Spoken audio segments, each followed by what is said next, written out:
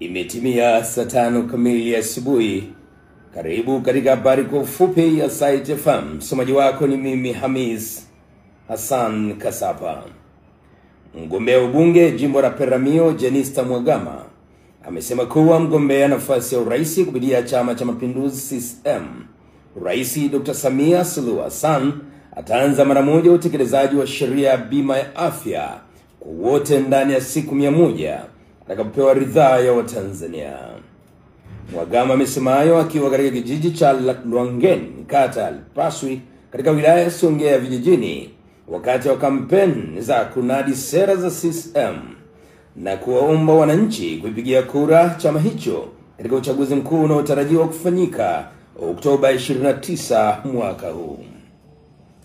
Mhagama amesema kuwa Rais Samia anajua kuwa Watanzania wengi wanasumbuliwa na magonjwa yasiyoambukiza yakiwemo shinikizo la damu, kisukari, pia saratani. Matibabu ya magonjwa hayo yana gharama kubwa ambazo Watanzania wengi hawana uwezo wa kumudu gharama za vipimo na matibabu.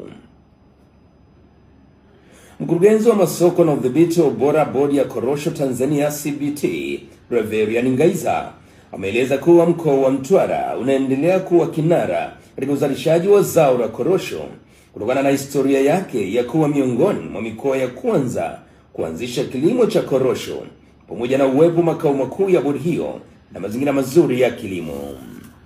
Ngaiza amefafanua kuwa serikali imefanya uwekezaji mkubwa katika pembejeo na inasimamia kwa karibu uzalishaji, hali ambayo inapelekea ongezeko la mavuno kutoka tani 190 katika msimu wa 2023-2024 hadi zaidi ya tani 528 mwaka 2025.